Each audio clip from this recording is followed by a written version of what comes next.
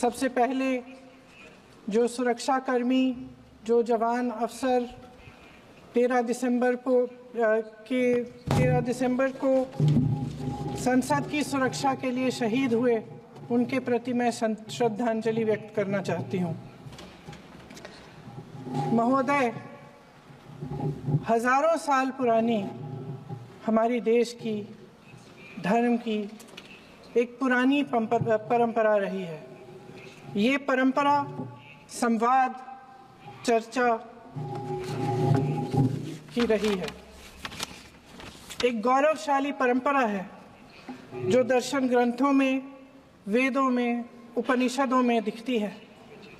वाद विवाद और संवाद की हमारी पुरानी संस्कृति है। अलग अलग धर्मों में भी, इस्लाम में, सूफियों में, बौद्ध धर्म में, जैन धर्म में, सिख धर्म में भी ये वाद संवाद, ये चर्चा बहस, इसकी संस्कृति रही है। इसी परंपरा से उभरा हमारा स्वतंत्रता संग्राम। हमारा स्वतंत्रता संग्राम विश्व में एक अनोखा संग्राम था, एक अनोखी लड़ाई थी जो अहिंसा और सत्य पर आधारित थी। ये वाद संवाद की जो परंपरा है, इसको इस संग्राम ने आगे कैसे बढ़ाया? क्योंकि ये जो संग्राम था, ये जो लड़ाई थी हमारी आज़ादी के लिए, एक बेहद लोकतांत्रिक लड़ाई थी। इसमें देश के किसान, देश के जवान, देश के मजदूर, देश के अधिवक्ता, देश के बुद्धिजीवी, चाहे किसी भी जाति के हो, चाहे किसी भी धर्म के हों, चाहे किसी भी भाषा को बोलते हों, सब इस स्वतंत्रता संग्राम में शामिल हुए। सब ने हमारे देश की आज़ादी की लड़ाई लड़ी।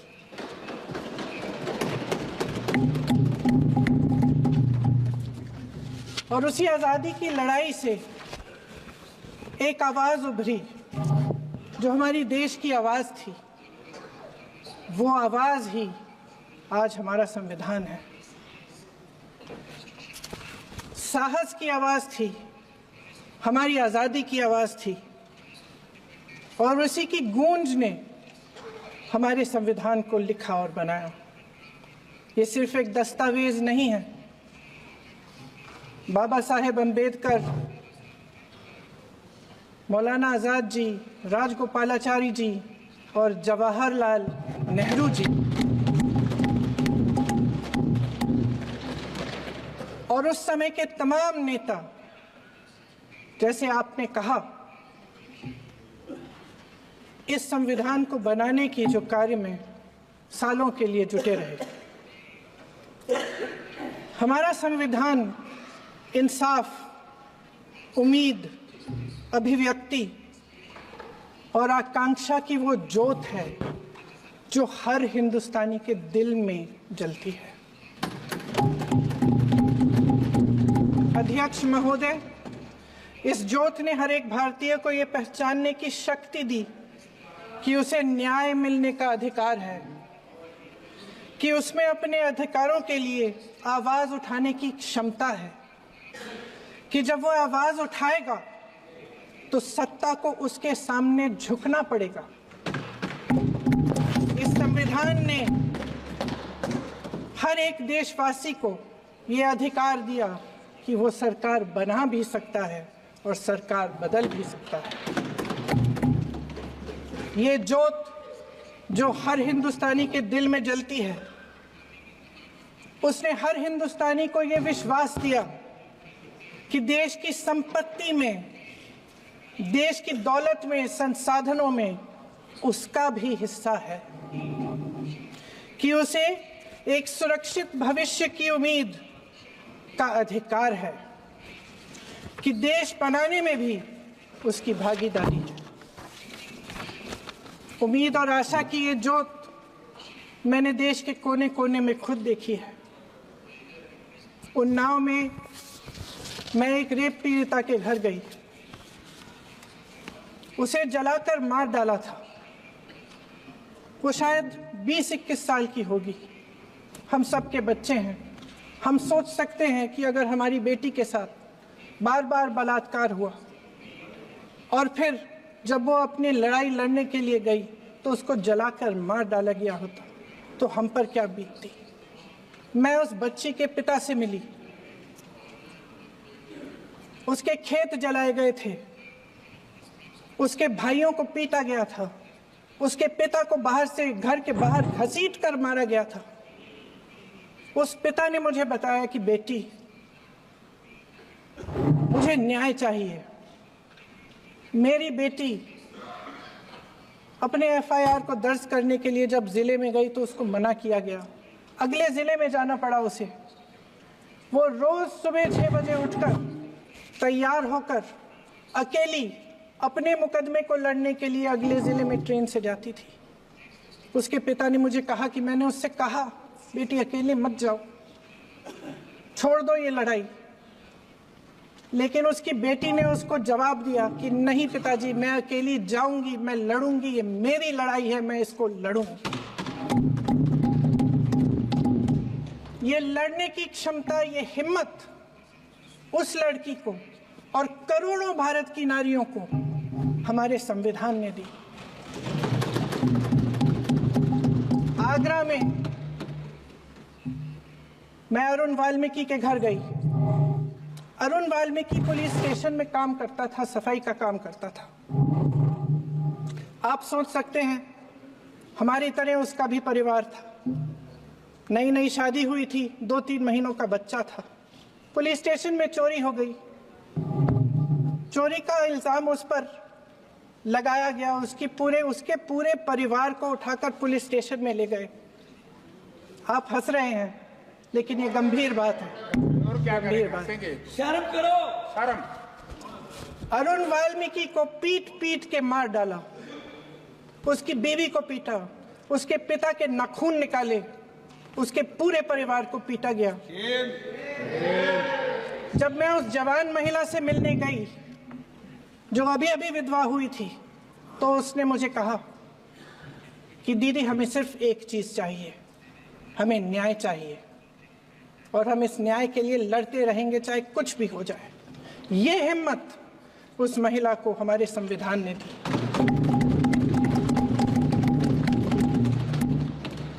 संभल के कुछ लोग आए थे हमसे मिलने जो मृतकों के परिवार के सदस्य थे। उसमें 2 बच्चे थे, अदनान और उजैर। आप सुनिए। उसमें 2 बच्चे थे, अदनान और उजैर। एक बच्चा मेरे बच्चे की उम्र का है, दूसरा उससे छोटा 17 साल का है। दर्जी के बेटे थे। दर्जी का एक ही सपना था कि वो अपने बेटों को पढ़ाएगा, लिखाएगा, एक बेटा डॉक्टर बनेगा, एक बेटा भी सफल होगा दूसरा बेटा भी अपने जीवन में सफल होगा। उनके पिताजी हर रोज उनको स्कूल छोड़ते थे। उस दिन भी स्कूल छोड़ने के बाद अपनी दुकान में चले गए। उन्हें पता नहीं था कि विवाद हो रहा है। उन्होंने भीड़ देखी, घर आने की कोशिश की तो पुलिस ने गोली से मार डाला।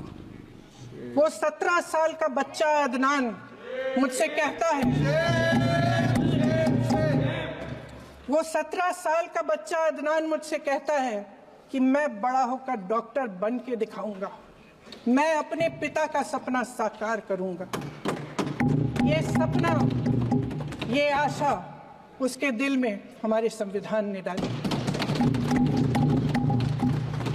अध्यक्ष महोदय, हमारे देश के करोड़ों देशवासियों के संघर्ष में, अपने अधिकारों की पहचान में, इनकी कठिन से कठिन परिस्थितियों से लड़ने की अपार हिम्मत में और देश से न्याय की अपेक्षा में हमारे संविधान की ज्योत जल रही है। मैंने हमारे संविधान की ज्योत को जलते हुए देखा है और इसके साथ साथ ये भी समझा है कि हमारा संविधान एक सुरक्षा कवच है, एक ऐसा सुरक्षा कवच है जो देशवासियों को सुरक्षित रखता है, न्याय का कवच है, एकता का कवच है और अभिव्यक्ति की आजादी का कवच है। दुख की बात यह है कि मेरे सत्ता पक्ष के साथी जो बहुत बड़ी बड़ी बातें करते हैं, इन्होंने इन 10 सालों में ये सुरक्षा कवच, सत्ता पक्ष के मेरे साथियों ने ये सुरक्षा कवच तोड़ने का पूरा प्रयास किया है। संविधान में सामाजिक, आर्थिक और राजनीतिक न्याय का वादा है। ये वादा एक सुरक्षा कवच है जिसको तोड़ने का काम शुरू हो चुका है। लैटरल एंट्री और निजीकरण के जरिए ये सरकार आरक्षण को कमजोर करने का काम कर रही है। अगर लोकसभा में ये नतीजे नहीं आए होते तो ये संविधान बदलने का काम भी शुरू कर लेते।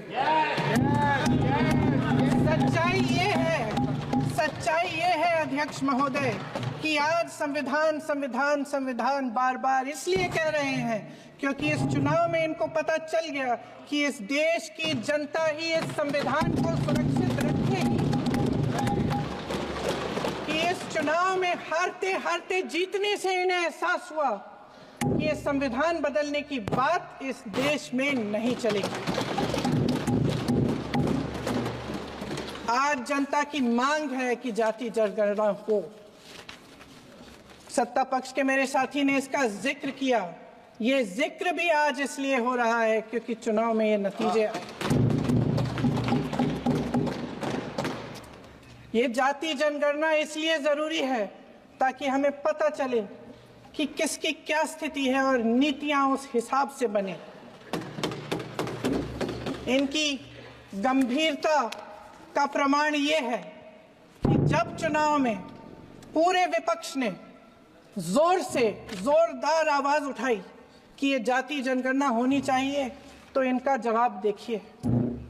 इनका जवाब भैंस भाग भैंस चुरा लेंगे, मंगलसूत्र चुरा लेंगे, इनका ये जवाब था। ये गंभीरता है इनकी जाति जनगणना पर। महोदय, हमारे संविधान ने आर्थिक न्याय की नींव डाली, किसानों, गरीबों और को जमीन बांटी, भूमि सुधार किया, जिसका नाम लेने से कभी कभी आप झिझकते हैं और कभी कभी उनका नाम धड़ाधड़ इस्तेमाल किया जाता है अपने आप को बचाने के लिए। उन्होंने HAL, BHEL, SAIL, गेल, ONGC, NTPC, railways, IIT, IIM, oil refinery, steel, तमाम PSU बनाए। अध्यक्ष महोदय, उनका नाम पुस्तकों से मिटाया जा सकता है, उनका नाम भाषणों से मिटाया जा सकता है, लेकिन जो उनकी भूमिका रही इस देश की आज़ादी के लिए और इस देश के निर्माण के लिए, वो इस देश से कभी मिटाया नहीं जा सकता। 75 सालों में जनता का भरोसा रहा कि नीतियां बनेंगी तो जनता की भलाई के लिए बनेंगी। जल जंगल जमीन का अधिकार मिला आदिवासी भाई बहनों को। इंदिरा जी ने बैंकों का राष्ट्रीयकरण करवाया, खदानों का राष्ट्रीयकरण कराया। कांग्रेस और यूपीए की सरकारों में शिक्षा का, भोजन का अधिकार मिला। 75 सालों में जनता का भरोसा मिला। पहले संसद चलती थी तो जनता की उम्मीद होती थी कि सरकार महंगाई और बेरोजगारी पर चर्चा करेगी, कोई उपाय निकालेगी, कोई रास्ता निकालेगी।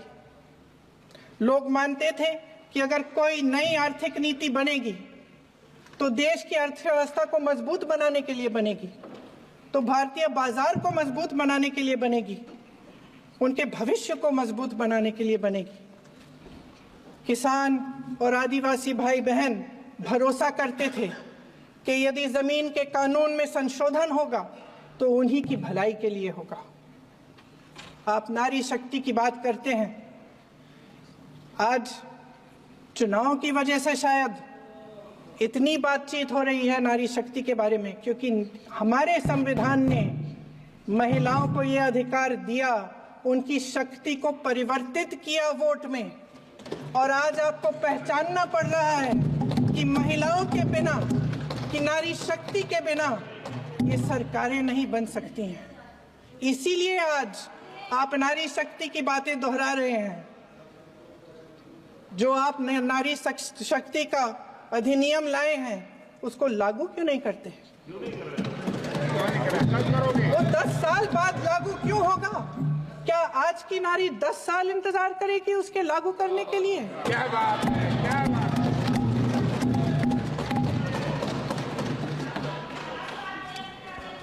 आज संसद में बैठे हुए सत्ता पक्ष के मेरे साथी ज्यादा से ज्यादा अतीत की बातें करते हैं।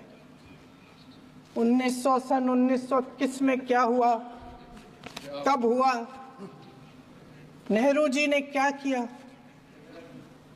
अरे वर्तमान की बात करिए, देश को बताइए आप क्या कर रहे हैं, आपकी जिम्मेदारी क्या है? कि सारी जिम्मेदारी जवाहरलाल नेहरू की है। अध्यक्ष महोदय जी, ये सरकार आर्थिक न्याय का सुरक्षा कवच तोड़ रही है।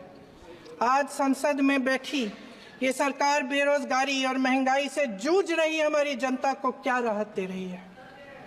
कृषि के कानून भी बड़े बड़े उद्योगपतियों के लिए बन रहे हैं। सही एमएसपी को छोड़िए, डीएपी तक नहीं मिल रहा है।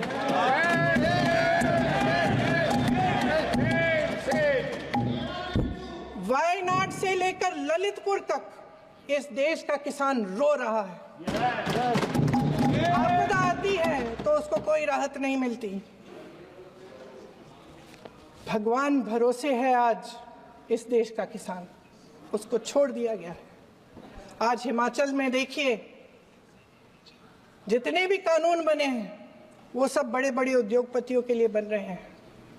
हिमाचल में जो सेब उगता था उसके जो छोटे छोटे किसान हैं वह रो रहे हैं, क्योंकि एक व्यक्ति के लिए सब कुछ बदला जा रहा है। सुनने की हिम्मत रखो। मैं अध्यक्ष महोदय जी,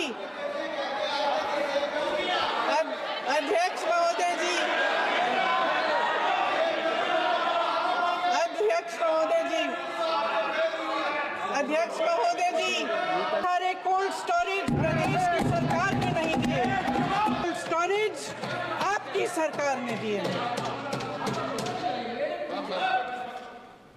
देश देख रहा है कि एक व्यक्ति को बचाने के लिए 142 करोड़ देश की जनता को नकारा जा रहा है। सारे बिजनेस, सारे संसाधन, सारी दौलत, सारे मौके एक ही व्यक्ति को सौंपे जा रहे हैं। सारे बंदरगाह, एयरपोर्ट्स, सड़कें, रेलवे का काम, कारखाने, खदाने, सरकारी कंपनियां सिर्फ एक व्यक्ति को दी जा रही है। जनता के मन में हमेशा ये विश्वास होता था कि अगर कुछ नहीं है तो संविधान हमारी सुरक्षा करेगा, मगर आज आम लोगों के बीच ये धारणा बनती चली जा रही है कि सरकार सिर्फ मुनाफे के लिए चल रही है। देश में बहुत तेजी से गैर बराबरी बढ़ रही है। जो गरीब है वो और गरीब हो रहा है, जो अमीर है वो और अमीर हो रहा है। इस सरकार ने आर्थिक न्याय की भी सुरक्षा कवच तोड़ दिया है। राजनीतिक न्याय की जब बात होती है, मेरे सत्ता पक्ष के साथी आज खड़े हुए और तमाम गिनती करने लग गए कि ऐसा हुआ वैसा हुआ, 1975 में जो हुआ। तो सीख लीजिए ना, आप भी सीख लीजिए, आप भी अपनी गलतियों के लिए माफी मांग लीजिए। आप भी बैलेट पे चुनाव कर लीजिए, दूध का दूध, पानी का पानी हो जाएगा। आप राजनीतिक न्याय की बात करते हैं। सरकारों को पैसों के बल पर गिरा देते हैं।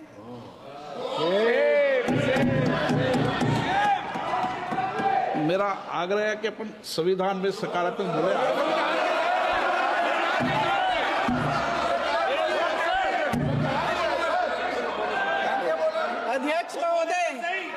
अध्यक्ष महोदय, सत्ता पक्ष के हमारे साथी ने एक उदाहरण दिया उत्तर प्रदेश की सरकार का, तो मैं भी एक उदाहरण दे देती हूँ महाराष्ट्र की सरकार का। मैं भी एक उदाहरण दे देती हूँ हिमाचल की सरकार को तोड़ने की कोशिश किसने की, पैसों के बल पे की, गोवा की सरकार। तमाम उदाहरण राजस्थान की। क्या ये सरकारें जनता ने नहीं चुनी थी? क्या संविधान इन पर लागू नहीं था? पूरी देश की जनता जानती है कि इनका हंसती है, जानती है कि इनके यहाँ तो वॉशिंग मशीन है।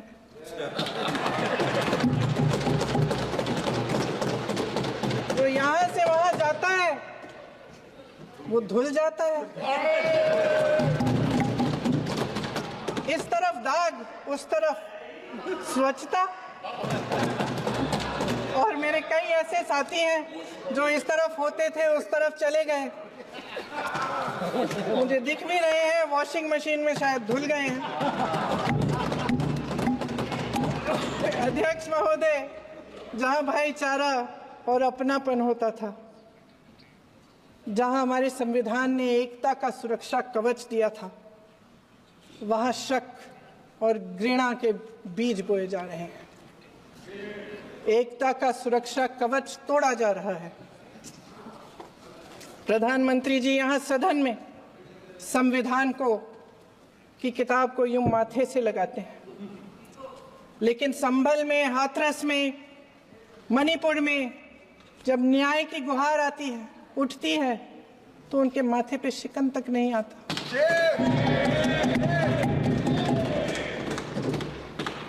शायद समझ नहीं पाए हैं कि भारत का संविधान संघ का विधान नहीं है।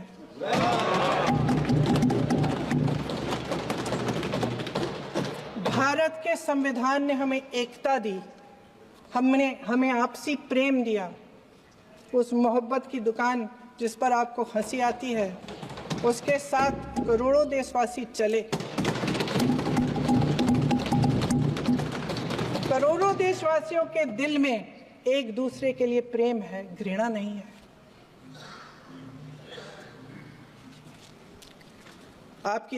इनकी जो विभाजनकारी नीतियां हैं, उसका नतीजा हम रोज देखते हैं। राजनीतिक फायदे के लिए संविधान को छोड़िए, देश की एकता को भी ये रख नहीं सकते, इसकी सुरक्षा नहीं कर सकते। हमने संभल में देखा, मणिपुर में देखा। दरअसल इनका कहना है कि अलग अलग इस देश के अलग अलग हिस्से हैं, कैमरा। लेकिन हमारा संविधान कहता है कि ये देश एक है और ये देश एक रहेगा। जहां खुला विवाद होता था, अभिव्यक्ति का सुरक्षा कवच होता था, इन्होंने भय का माहौल पैदा किया है। सत्ता पक्ष के मेरे साथी अक्सर 75 सालों की बात करते हैं, लेकिन इन 75 सालों में ये उम्मीद, आशा, ये अभिव्यक्ति की ज्योति कभी थमी नहीं, कभी बुझी नहीं। इस देश की जनता ने खुलकर आलोचना की, निडर होकर धरने किए, प्रदर्शन किए।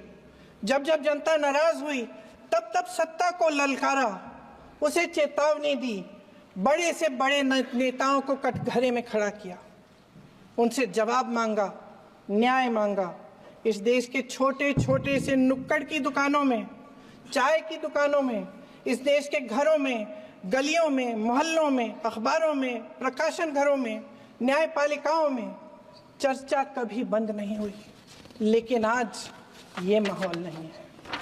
आज जनता को सच बोलने से डराया जाता है, धमकाया जाता है। पत्रकार हो या विपक्ष का नेता हो या किसी यूनिवर्सिटी का प्रोफेसर हो, छात्र संघ हो या कर्मचारियों का संगठन हो, सबका मुंह बंद कराया जाता है। किसी पे ईडी, किसी पे सीबीआई, किसी पे इनकम टैक्स, फर्जी मुकदमे लगवाए जाते हैं, जेल में डाल दिया जाता है, विपक्षी नेताओं को जेल में डाल दिया जाता है, उनको सताया जाता है। किसी को नहीं छोड़ा इस सरकार ने। देशद्रोही कह के उत्तर प्रदेश में मुझे याद है कुछ अध्यापिकाएं प्रदर्शन कर रही थी, उन पर मुकदमा डाल दिया देशद्रोही का, उन्हें देशद्रोही कह दिया। इन्होंने देश का पूरा माहौल भय से भर दिया है। इनकी मीडिया की मशीन झूठ फैलाती है, तरह तरह के आरोप लगाती है, और शायद वह भी भय में ही है। महोदय, मैं इस सदन को याद दिलाना चाहती हूं कि ऐसा डर का माहौल देश में अंग्रेजों के राज में था। जब इस तरफ बैठे हुए गांधी की विचारधारा वाले लोग आजादी की लड़ाई लड़ रहे थे और उस तरफ वाली विचारधारा वाले लोग भय में रहकर अंग्रेजों के साथ साठगांठ कर रहे थे। लेकिन अध्यक्ष महोदय, भय का भी अपना स्वभाव होता है। भय फैलाने वाले हमेशा भय का खुद शिकार बन जाते हैं। ये प्रकृति का नियम है। आज इनकी भी यही हालत हो गई है। भय फैलाने के इतने आदी हो गए हैं कि खुद भय में रहने वाले हैं। चर्चा से डरते हैं, आलोचना से घबराते हैं। कई दिनों से हम मांग रहे हैं कि चर्चा करिए, लेकिन चर्चा करने की हिम्मत ही नहीं है।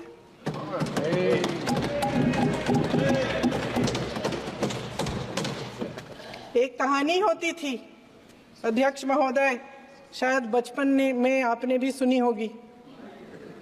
राजा भेष बदलकर बाजार में आलोचना सुनने जाता था। ये सुनने जाता था कि प्रजा मेरे बारे में क्या कह रही है, मैं सही रास्ते पे चल रहा हूं कि नहीं। लेकिन आज का राजा, भेष तो बदलते हैं आज के राजा, शौक तो है उनको भेष बदलने का, लेकिन न जनता के बीच जाने की हिम्मत है और न आलोचना सुनने की। महोदय, मैं तो सदन में नहीं हूं।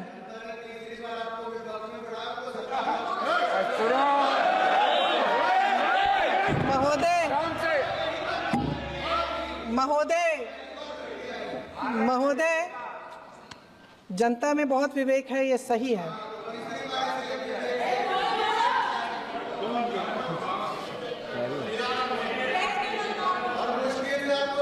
अच्छा महोदय, मैं सदन में नहीं हूँ, कुछ हाँ ठीक है, मैं सदन में नहीं हूँ, मात्र 15 दिनों से आ रही हूँ।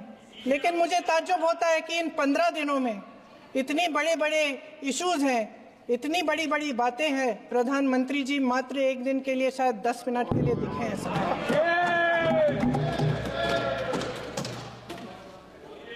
बात यह है अध्यक्ष महोदय जी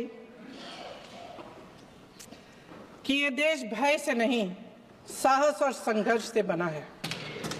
इसको बनाने वाले देश के किसान, जवान, देश के करोड़ों मजदूर और गरीब जनता है। संविधान इनको साहस देता है। मेहनती मिडिल क्लास है। और इस देश के जो करोड़ों देशवासी हैं, जो रोजाना भयंकर परिस्थितियों का सामना करते हैं, उनको साहस देता है। वायनाड में जो आपदा आई, उसमें एक छोटा लड़का था 17 साल का। 6 घंटों के लिए उसने अपनी माँ को बचाने की कोशिश की। 6 घंटों के लिए आप सोच सकते हैं कि अगर नदी की धारा बह रही है, नाराज है, आप अपनी माँ को पकड़े हो, 6 घंटों के लिए पकड़े रखते हो कि मेरी माँ बच जाएगी और अंत में वो माँ भी बह जाती है। उस लड़के का साहस, उन महिलाओं का साहस जो पीड़ित हैं लेकिन फिर भी अपनी लड़ाई लड़ रहे हैं, उन संभल के बच्चों का साहस जिनके पिताजी अभी अभी गुजर गए लेकिन फिर भी उनके सपनों को साकार करने की हिम्मत है, उनका साहस है, वो साहस इस संविधान ने दिया है।